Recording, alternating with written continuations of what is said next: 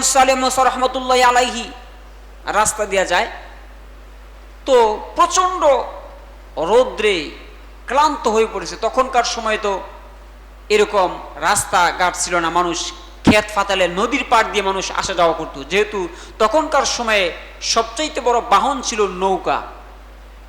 তৎকালীন আগেরকার সময় যারা ময়মুরব্বী আছেন তারা জানেন, আগেরকার সময়ে যারা বণিক ছিল, ব্যবসায়ী, ব্রিটিশ ইস্ট ইন্ডিয়া ছিল, এখনও অনেক মানুষ লঞ্চে নদীতে করে তারা যারা সওদাগর ব্যবসা করে, অধিকাংশ মাল নৌপথে আসে। কি পথে? নৌপথে। তো মানুষ এই নৌকা নদীর পাশ দিয়ে ক্ষেত দিয়ে চলাফেরা করত। তো আবু সালেহ মুসা রাস্তা দিয়ে হাঁটতেছেন, তো তাকায় দেখে যে নদীর পানি দিয়া একটা আপেল, কিছু পচা বা কিছু ভালো একটা আপেল ভেসে যাচ্ছে। তো স্বাভাবিকভাবে আমাদের গাছ থেকে যখন আমটাম পড়ে, কাঁঠাল পড়ে বা এরকম ফল পড়ে, আমরা কিন্তু বাঙালি ইজমালি খেয়ে ফেলি। কথা ঠিক না? এটা জায়েজ যদি লোক বুঝে, পরিবেশ বুঝে। তো আবু সালেহ মুসা রহমতুল্লাহ আলাইহি তিনি প্রচন্ড ক্ষুধার্ত ছিলেন। তো প্রচন্ড ক্ষুধার মধ্যে, কারণ ক্ষুধা মানে না পান্তাবাদ, ঘুম মানে না বাঙ্গা খাট, প্রেম মানে না জাত কুজাত। কথা ঠিক না? কারণ ক্ষুধা যখন লাগে তখন পান্তাবাদ বিরিয়ানির চাইতেও মজা লাগে। কথা ঠিক কিনা কোন? পৃথিবীর সবচাইতে বড় স্বাদ হচ্ছে মানুষের ক্ষুধা। কি বলেন? আপনার পেট যদি বড় থাকে, আপনার যত দামি খাবারই দিয়ে না ভাল লাগে, আর ক্ষুধা লাগে করলাও মিষ্টি মিষ্টি লাগে। কি কন? ঠিক না? তাহলে ক্ষুধা মানে না কি পান্তাবাদ। আর ঘুমে যদি ধরে আপনার, তাহলে বাঙ্গা খাটার মাডি নাই, এনিকাইত। আর প্রেম জাত আর কুজাত মানে না। মুসলমান ও হিন্দু মেয়ের সাথে প্রেম করে, আবার হিন্দু ও মুসলমানকে ডেবিট টিবিট করে তারা বিবাহ বন্ধনে আবদ্ধ হয়। আবু সালেহ মুসা রহমতুল্লাহি আলাইহি তিনি হঠাৎ দেখতে পেলেন যে সমুদ্রের পানি দিয়ে একটা আপেল বয়ে যাচ্ছে, আপেলটা অর্ধেক পচা অর্ধেক ভালো। তিনি ক্ষুধা সইতে না পেরে একটা আপেল তিনি মুখে দিয়ে সেই আপেলটা খেয়ে ফেললেন। আপেল খেয়ে ফেলার পরে ওনার তো মনে হলো, হায় হায়, আপেলটা যে আমি খাইলাম, আপেলটা কার? মালিকের অনুমতি না নিয়ে তো আমি ফলটা খাইলাম। সুতরাং মালিকের কাছে যদি আমি ক্ষমা না চাই, তাহলে কিয়ামতের ময়দানে আল্লাহর দরবারে আমাকে জবাবদিহি করতে হবে। উনার ভিতরে ভয় ঢুকলো যে নদী দিয়ে বাইসা যাচ্ছে একটা আপেল, এটা তিনি খেয়ে ফেললেন। তখন মনে হলো, হায় হায়, এটা যে আমি খাইলাম, এটা তো মালিকের অনুমতি ছাড়া খাইলাম। সুতরাং মালিকের কাছে কি চাইতে হবে? আর আমরা তো জিগাই কাহা বাদাম 100 গ্রাম কত, এইবারে মাফতে মাফতে এবারে 50 গ্রাম খাই উইলাই। কি কইন? বাজারে যায় বড়ই কত দিয়ে গেছি, এইটা কইতে হইতে এক ফা শেষ, এর ওজনের বাইরে। কি কন? অথচ যদি আপনি কোনো বাদামওয়ালা কাছ থেকে একটা বিসি আপনি খান, এটার জবাব দিয়ে আপনার কাছে আল্লাহর দরবারে করতে হবে। যদি ওই বাদামওয়ালা, ওই বড়ইওয়ালা যদি ক্ষমা না করে, আল্লাহ আপনাকে ক্ষমা করবে না। কিয়ামতের ময়দানে তার ঋণ শোধ করে তার আপনার নেকি তার আমলনামায় দিয়ে দিতে হবে। দোকানে চা খেয়েছেন বাকি, আমরা তো বাঙালি, যেই দোকানে একবার বাকি নেয় এই দোয়ানের সারা বছর উকি দেয় না, দোয়ানের ফিসে দেয়, ঘুরে বাজারে যায়। কি কন? ঠিক না? যদি কোনো মানুষের 1টি টাকা মেরে থাকেন, যদি না দিয়ে থাকেন স্বেচ্ছায় সজ্ঞানে, যদি আপনি মারাও যান, আপনার পূর্বসূরি উত্তরসূরি যদি ক্ষমা, তারা যদি পরিশোধ না করে, আর ওই ব্যক্তি যদি ক্ষমা না করে, আল্লাহ আপনাকে ক্ষমা করবে না। মৃত্যুর পরে এই 5 টাকা দান করলে যে সওয়াব হতো, এই পরিমাণ সওয়াব আপনার আমলনামা থেকে কেটে নেওয়া হবে। এবার চিন্তা করেন, মানুষের ক্ষেত্রে লাইল কাটেন, একই মাসালা। যদি কারো কাছ থেকে এক বিগত লাইল কেটে থাকেন, কারো কোনো ক্ষতি করে থাকেন, এটা হকুল ইবাদ। হক হচ্ছে 2 প্রকার, একটা হচ্ছে আল্লাহর হক, আরেকটা হচ্ছে বান্দার হক। আল্লাহর হক কি? যেমন নামাজ পড়া, এটা কার হক? আল্লাহর হক। রোজা রাখা, হজ করা, এই ইসলামের যাবতীয় মৌলিক বিধিবিধান পালন করা, এটা আল্লাহর হক।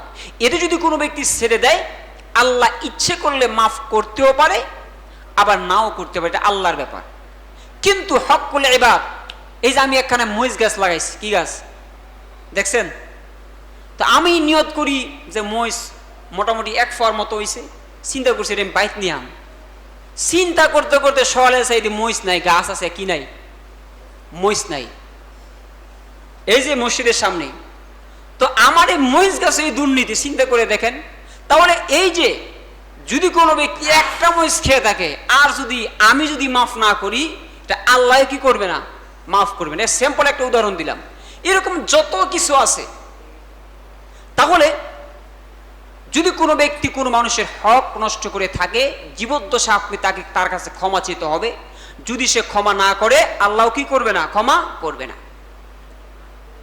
এবার সে আবু সালেহ মুসা রহমতুল্লাহি আলাইহি হঠাৎ মনে হয়ে গেল, আমি যে আরেক ব্যক্তির গাছের আপেলটা আমি খেয়ে ফেললাম, ওই মালিকের কাছে যদি আমি ক্ষমা না চাই আর কিয়ামতের ময়দানে যদি আল্লাহ আমাকে দরপাকার করে, তাহলে আমার আমল নামা থেকে নেকি তার আমল নামায় ট্রান্সফার করে দেওয়া হবে।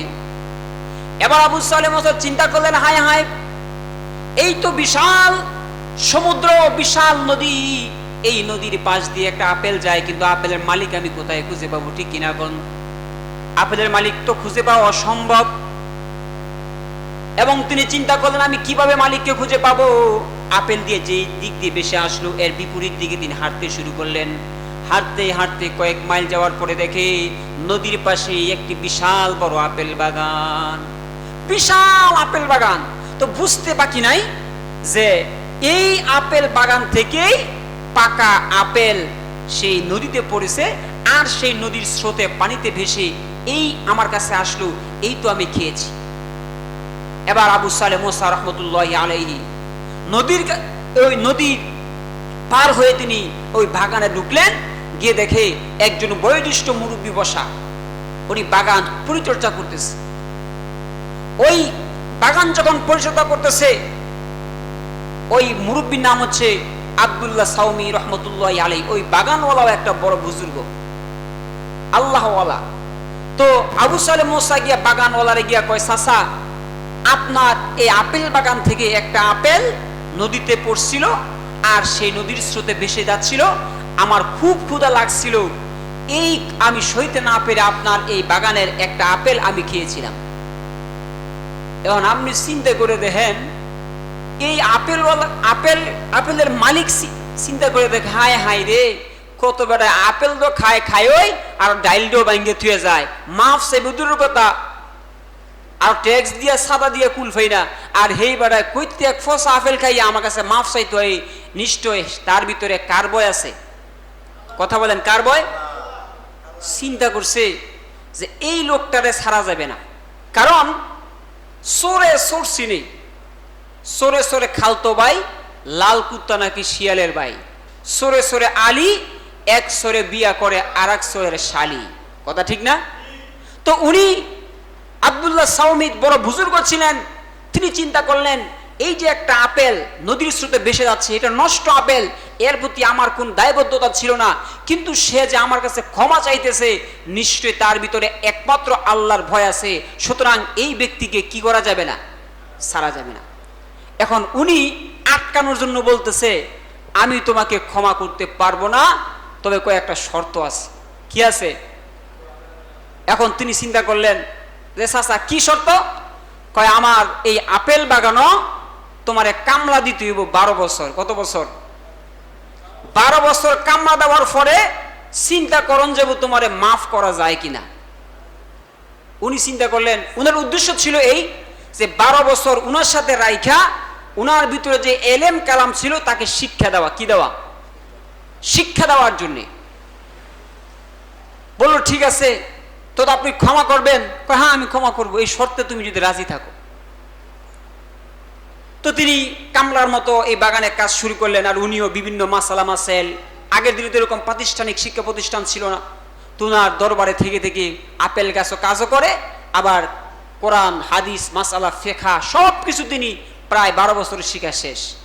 এবার 12 বছর শেষ, কয়, ওস্তাদ, এখন আমার বিদের ফালা। কিসের ফালা? কয়, এখন কি আপনি আমার সে আপেলের দাবি ক্ষমা করছেন? কয়, না, ক্ষমা করি নাই। কয়, কেন? কয়, আরেকটা শর্ত আছে। কয়, কি শর্ত? কয়, আমার একটা মাইয়া আছে, এই মায়েরা তোমার বিয়া করতে হইব, যদি বিয়া করো তাইলে তোমার আমি মাফ করে দিয়াম।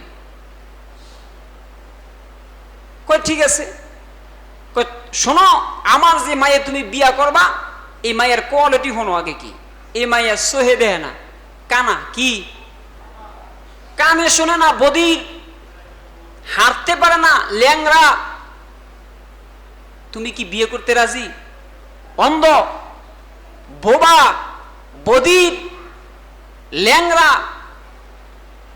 এখন আবু সালেহ মুসা রহমতুল্লাহ তিনি বলছেন যে আমি যদি এরকম ল্যাংরা, কানা, খোরা আপনার এই মেয়েকে বিবাহ করি, তারপরে কি আপনি আমাকে ক্ষমা করবেন?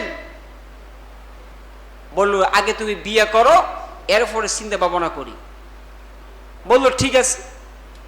তিনি রাজি হয়ে গেলেন, তিনি বিবাহ করলেন। বিবাহ করার পরে এখন বাসর ঘরে ঢুকছে, কি ঢুকছে, বাসর ঘরে ঢুকে দেখে একজন সুন্দরী সুরুষী রূপসী নারী বাসর ঘরে বসা। তিনি ঢুকার পরে তিনি আশ্চর্য হয়ে গেলেন যে আমার শ্বশুর তো বলছিল যখন বাসর ঘরে ঢুকে তখন বউ সালাম দিছে, আসসালামু আলাইকুম ওয়া রাহমাতুল্লাহ। তখন উনি চমকে গেলেন, হায় হায়, আমার শ্বশুর তো বলছিল যে মায়েটা বোবা, তো সালাম দিল কেমনে, কি বলেন? উনিও সালামের জবাব দিলেন, বলল কেমন আছেন। তো কথা বাদানুবাদ হলো, তো দেখলো মেয়েটা কথা বলতে পারে, কানে শোনে, হাঁটতে পারে। আর শ্বশুর তো বলেছিল যে এই মেয়েটা চোখে দেখে না, কানে শোনে না, বদির, ল্যাংরা, খোরা। তিনি বাসরঘর থেকে রিটার্ন ফেরত আসলেন, বললেন যে আপনি যেই মেয়েকে আমার সাথে বিয়ে দিয়েছেন এই মেয়ে কই? এইটাই হলো সেই মেয়ে। আপনি তো বললেন যে মেয়েটা চোখে দেখে না, মেয়েটা কানে শোনে না, মেয়েটা হাঁটতে পারে না। এই কথা শোনার পর আব্দুল্লাহ সাউমি বলল, ওরে আব্দুল কাদির, শোনো, আমার মেয়েকে কেন কানা বললাম? কারণ হলো আমার মেয়ে এই চক্ষু দ্বারা দুনিয়ার কোনো পর পুরুষদেরকে দেখে নাই, এই চক্ষু দ্বারা ফেসবুক, টিকটক, হোয়াটসঅ্যাপ দেখে নাই, দুনিয়ার কোনো নর্তকী, দুনিয়ার কোনো ফাহেসা, খারাপ কাজ এই চোখ দিয়ে আমার মেয়ে দেখে নাই, এই কান দিয়ে আমার মেয়ে দুনিয়ার কোনো ফাহেসা, কোনো গান বাজনা, কোনো অশ্লীল কোনো কিছু শোনে নাই। আমার এই মেয়েকে আমি ল্যাংরা কেন বললাম? কারণ হলো আমার এই মেয়ে পায়ে হেঁটে কোনো পার্কে যায় নাই, কোনো টান্দরবনে যায় নাই, কোনো খারাপ জায়গায় যায় নাই। এই জন্য আমি আমার মেয়েকে কানা বললাম, ল্যাংরা আর খোলা বলেছিলাম। আল্লাহর হাবিব বলেন, তুনকাহুল মারআতু লিআরবাঈন, একজন মানুষ, একজন পুরুষ মহিলাকে বিবাহ করে চারটা জিনিস দেখে, লিমালিহা ওয়ালি জামালিহা ওয়ালি হাসাবিহা ওয়ালি দীনিহা ফাজফার বিজাতি দীনি তারিবাত ইয়াদাক। আল্লাহর হাবিব বলেন, এই পৃথিবীতে একজন নারীকে মানুষ বিবাহ করে চারটা জিনিস দেখে। এক নম্বর লিমালিহা, আগে দেখে যে শ্বশুরের মাল আছে কিনা, টাকা পয়সা কি আছে কিনা। লিমালিহা ওয়ালি হাসাবিহা, ওই মেয়ের বংশমর্যাদা কিরকম, ওই মেয়েটা শিক্ষিত কিরকম, তার কোয়ালিটি কিরকম। ওয়ালি জামালিহা, তার সৌন্দর্য কিরকম। ওয়ালি দীনিহা, তার মধ্যে ধর্ম আছে কিনা, দিন ধর্ম তার মধ্যে আছে কিনা। নবীজি বলেন, ফাজফার বিজাতি দিন, যেই মেয়ে চারটা কোয়ালিটি, বলেন কয়টা? আপনারা যারা ছেলেদেরকে বিয়ে করাবেন চারটা জিনিস দেখে। এক নম্বর মেয়ের অর্থ সম্পদ, কি বলেন? আপনার কি রাগ নাকি আমার সাথে? অর্থ সম্পদ। দুই নম্বর তার বংশমর্যাদা, এটা কোন বংশের মেয়ে, এ বাপ দাদা কি চুরি করতো নাকি ডাকাতি করতো নাকি সাদাবাজি করতো নাকি কোন কোম্পানির লোক, এটা আপনাকে দেখতে হবে। তাহলে প্রথম তার অর্থ সম্পদ, দুই নম্বর তার বংশমর্যাদা, তিন নম্বর তার সৌন্দর্য, তাহলে রূপ লাবণ্যতা, চার নম্বর তার দিনদারিতা, তার মধ্যে কি ইসলাম আছে না নাই। সাধারণত চারটা জিনিস দেখে মানুষ বিবাহ করে। নবীজি বলেন, এই চারটা জিনিস মানুষ দেখে, এর মধ্যে তুমি দিন ধর্মকে তুমি প্রাধান্য দাও। কি দাও? ইসলামকে প্রাধান্য দাও। দেখো এই মেয়ের মধ্যে দিনদারি আছে কিনা, নাকি মেয়েটা সারাদিন ফেসবুক নিয়ে চলে থাকে, হোয়াটসঅ্যাপ নিয়ে চলে, এই করে সেই করে। তুমি যদি তার মধ্যে দিনদারি পাও তাহলে তুমি সেই মেয়েকে বিবাহ করো।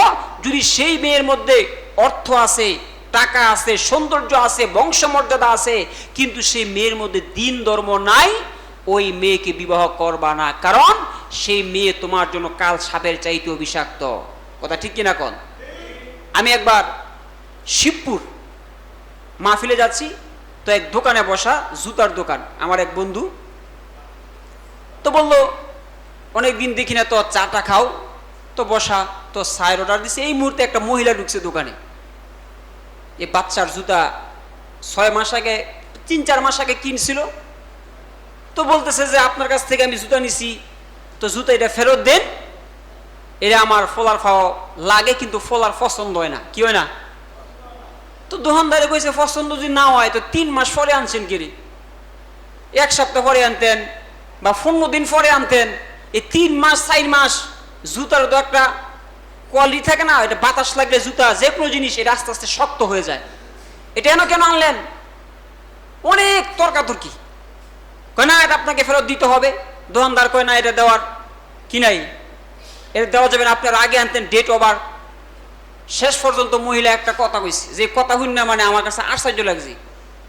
কয় খালি আমনই আমার চিনেন না, আর নাই বাজারে সব দোকানদারে আমার চিনি। কি কয় বেডি? কয় খালি আমনই আমার চিনেন না, লেগে গারুমি করতেছেন, আর নাই বাজারে সব দোকানদারে আমার চিনি, আমি কইলি ফেরত দিল, আমনই দিন না। এবার চিন্তা করে দেখেন এটা কেমন বেডি, যে বেডি রে বেলে বাজারে সব বেড়াইতে চিনি। কথা বুঝেন নাই? তাহলে এটার মধ্যে কি দিন ধর্ম আছে না নাই? কথা বলবেন, কি বলে আছে? নাই। কারণ যেই মহিলার মধ্যে দিন ধর্ম নাই, ওই মেয়েকে যদি বিবাহ করে, নবীজি বলেন মাটি খামছায়া যখন মানুষ মরে, তার যেরকম অসহ্য যন্ত্রণা সহ্য করে তাকে মরতে হয়, একজন বেদ্দিন মহিলাকে বিবাহ করলে ওই পুরুষের জীবন তার চাইতে বদ্দিন হয়ে যায়, তার জীবন অশান্তিপূর্ণ হয়ে যায়। এই জন্য নবীজি বলেন যদি মেয়েটা কালো হয়, তার মধ্যে দিন ধর্ম থাকে, তাকে বিবাহ করো। যদি মেয়েটার বংশমর্যাদা কমও থাকে, তার মধ্যে দিন ধর্ম থাকলে তাকে বিবাহ করো। যদি তার মধ্যে সৌন্দর্য না থাকে, জাতের মেয়ে কালো বালো, নদীর পানি কি বালো, ঘোলাও বালো। আব্দুল কাদের জিলানী রহমতুল্লাহি আলাইহি, ওনার মার মধ্যে দিন ধর্ম ছিল, ওনার বাবার মধ্যে দিন ধর্ম ছিল। আল্লাহ তাআলা উনাদের ধর্মে এমন এক সন্তান দিয়েছেন, কুতুবে সুবহানি বড় পীর আব্দুল কাদের জিলানী রহমতুল্লাহি আলাইহি। তাহলে পিতামাতা যদি আদর্শবান হয়, পিতামাতা যদি সৎ হয়, অবশ্যই তার থেকে সৎ সন্তান হবে। আর পিতামাতা যদি খারাপ থাকে, এর থেকে পচা ডিম দিয়ে যেরকম বাচ্চার আশা করা যায় না, ঠিক তো দ্রুপভাবে খারাপ পিতামাতা দিয়ে ভালো সন্তানের আশা করা যায় না। এবার শুনেন, আব্দুল কাদের জিলানী যখন বড় হলেন, যখন 7 বছর বয়স, কত বছর? তখন তো আমরা বাচ্চাদেরকে মাদ্রাসায় পাঠাই। কই পাঠাই? মাদ্রাসায়। তো ওনাকে যখন মাদ্রাসায় ওনার মা নিয়ে যাচ্ছে, তো নিয়ে যাওয়ার পরে শিক্ষক ওনারে পড়ায় আলিফ বা তাসা কি। তখন উনি শিক্ষক রিজিকে, হুজুর আলিফ এর মানে কি, এ বা এটা কি? কথা বুঝেন নাই? তো শিক্ষকরা প্রশ্ন, শিক্ষক চিন্তা করলো আজ পর্যন্ত কোন ছাত্র, এই ছোট্ট বাচ্চা এমন প্রশ্ন কোন ছাত্র জীবনে করে নাই। কি করেন? স্কুলের স্বরবর্ণ ব্যঞ্জন বর্ণ মুখস্থ করে, কেউ কি জিজ্ঞেস স্যার এই ও স্বর এইটা আবার কি, এটার মানে কি? স্যারে কোনো মানে একটা মুখস্থ কর, তো মানে বড় ইয়ে বুঝবি, ঠিক না? এখন আব্দুল কাদের জিলানী রহমতুল্লাহি আলাইহি শিক্ষক আলিফ বা তাসা তামাক কইছে, উনি বাকি ইয়া পর্যন্ত কইলিস। যে বাচ্চা জীবনে কায়দা ধরছে না, হে বাচ্চা কি কয় আলিফতে কি পর্যন্ত কইছে? ইয়া পর্যন্ত। এখন হুজুরে কয় আরে তুমি কি বাইত পড়ছিলা নাকি? কি কয়? কয় বাইত, এই শুরু বাচ্চা। তো হুজুর আলহামদুলিল্লাহ সূরা 1 লাইন কয়, হ্যাঁ 7 লাইন কইয়া শেষ। এখন সূরা বাকারা 1 লাইন কইছে, এই বাচ্চা কইতে কইতে 1 ফারা 2 ফারা 17 ফারা কই লিছে। কয় ফারা? 17 ফারার পরে আর বাচ্চা কি করতে পারে না। তো ছোট্ট বাচ্চা যদি আপনি এখন ফোরকা নিয়ে আনেন, আর সে যদি কোরআন শরীফ পড়তে আছে একদম 17 ফারা, এখন হুজুর তো আশ্চর্য, হায় হায় এই ছোট্ট বাচ্চা হ্যাঁ 17 ফারা মস্ত করছে কেমনে। এখন আব্দুল কাদের জিলানীর মা, ওই যে কোন মহিলা, ল্যাংরা বোবাক ওই মহিলা, ওনারা খবর দিছে এদিকে আসেন, আপনি কি আমাকে মস্কারা করতে নাইছেন? আমনের ছেলে তো 17 ফারা মস্ত, হ্যাঁ কি আলিফ বা তাসা ভর্তি করতেছেন আপনি? হ্যাঁ কয় কি, হ্যাঁ 17 ফারা মস্ত? হ্যাঁ 17 ফারা মস্ত। কিভাবে 17 ফারা মুখস্থ কিভাবে? ছোট্ট বাচ্চা 8 বছর 7 বছর বয়স, তার 17 ফারা মুখস্থ কিভাবে? উনার মাও জানে না যে বাচ্চা সূত্র পড়া মুখস্থ। হঠাৎ মনে হলো, কয় হুজুর আমার এবার মনে হচ্ছে আমার ছেলে কিভাবে সূত্র পড়া মুখস্থ। কয় কিভাবে? কয় আমার বাচ্চা যখন ছোট, যখন হয়েছে, যখন তাকে আমি দুধ পান করাইতাম, যখন আমার সাথে গুড়গুড় করতো, রান্না করতাম, তার পাশে বসে থাকতো, তখন বাচ্চাকে পাশে বসিয়ে রেখে আমি কোরআন তেলাওয়াত করতাম। কি করতাম? আমি রান্তাম, আলহামদু সূরা পড়তাম, বাকারা পড়তাম, এইভাবে সূরা পড়তাম। আর ছোট্ট বাচ্চা হচ্ছে রেকর্ডিং এর মতো। কিসের মতো? রেকর্ডিং এর মতো আমার বাচ্চা আমার কাছ থেকে শুনে শুনে, আমার যেহেতু এই মা ছিল 17 পারার হাফেজ। কত পারা? কয় হুজুর আমার কপালে দুঃখ, যদি আজকে আমি 17 পারার হাফেজ না হয়ে 30 পারার হাফেজ থাকতাম, তা আজকে আমার ছেলেও 30 পারার হাফেজ থাকতো। যেহেতু আমি মা 17 পারা মুখস্থ ছিল, আমি সব সময় ঘরে বসে শুয়ে সব সময় আমার সন্তান যেহেতু সাথেই থাকতো, আমি এই কোরআন শরীফ পড়তাম আর সন্তান শুনে শুনে কত পারা। আর আমনগর ফলার দুই জিগাই তুমি কয় ফারা পারো, হ্যাঁ কইব আমি পারি, ফাইটটা যায়, বুকটা ফাইটটা যায়। হ্যাঁ পারবো টিকটক, হ্যাঁ কি করেন ঠিক না? এখন যদি আমনগর বাচ্চারা নাতিরে জিগায়, ছোট ছোট বাচ্চা, হ্যাঁ গান যতই কইবেন, বুইরা মানছে, আমিও যতটুকু মোবাইল না চিনি, ছোট বাচ্চা তার চাইতে বেশি বুঝে। কথা ঠিক কিনা কোন? কারণ এই মা বাপ এই বাচ্চাদেরকে সামনে রেখে টিকটক দেখে, ফেসবুক দেখে, সকালে আইয়া কয় হুজুর ফলাটা মাছ আয় না, ঘুমাইতে উঠতারে না। আর উঠবো কেমনে? হ্যাঁ সোহেবে তো মেশিন লাগাই দিছেন, হ্যাঁ ফরাত বইয়া কায়দা মাইতো টিকটক দেখে, তার মাথার ভিতরে ঘুরে ঘুরে। কথা ঠিক না? এজন্য সন্তানদেরকে পিতা মাতা যদি এই অ্যান্ড্রয়েড মোবাইলের মাধ্যমে নিজে তো দেখেন আপনি আপনার ব্যক্তিগত বিষয়, কিন্তু যদি সন্তানদেরকে আপনি নাটক, টিকটক, ফেসবুক, তাকে সাথে ফেস টু ফেস ধর্ম টিকবে। এজন্য আমি আপনাদেরকে অনুরোধ করে বলবো, নিজের সন্তান ভালো হবে তখনই ভালো হবে যদি গাছের গোড়া মজবুত থাকে, তাহলেই কেবল গাছের মধ্যে ফল হবে। কথা ঠিক না? আর যদি গাছের গোড়ায় পচন ধরে, তাহলে এই গাছের মধ্যে মেডিসিন দিলে, সার, ফসফেট, পটাশ দিলে কোনো লাভ হবে না। এই জন্য পিতামাতা যদি দিনদার হয়, তাহলে এই পৃথিবীর সমস্ত সন্তান দিনদার হবে।